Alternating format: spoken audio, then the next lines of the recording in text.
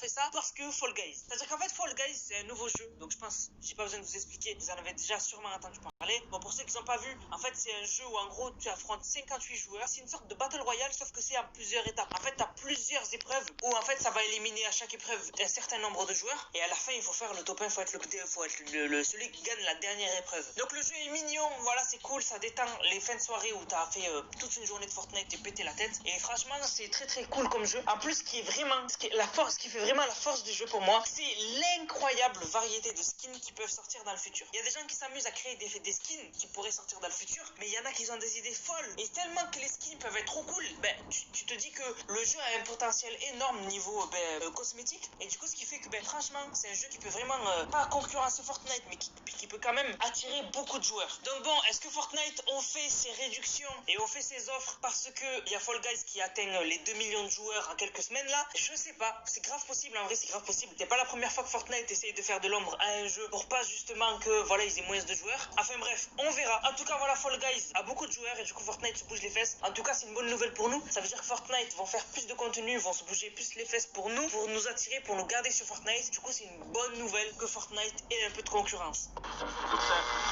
Alors on a un utilisateur Reddit qui a posté un truc que j'ai trouvé super intéressant. En fait il a dit qu'il y a beaucoup de gens qui pensent que le personnage qu'on a eu dans le spectrogramme qu'on a eu grâce aux audios de l'événement de cette saison, ils pensent en fait que la personne qu'on voit dans le spectrogramme, en fait c'est le roi de la tempête. C'est vrai que c'est possible que ce soit le roi de la tempête en skin normal, tu vois, parce que c'est vrai que le skin de la tempête, le roi de la tempête a des cornes, etc. Et lui il a dit c'est possible. Et c'est vrai qu'il y a des gens qui lui ont répondu, qui lui ont dit c'est la première fois qu'on voit quelqu'un dire ça, vraiment c'est pas con. Donc dites-moi ce que vous en pensez dans les commentaires.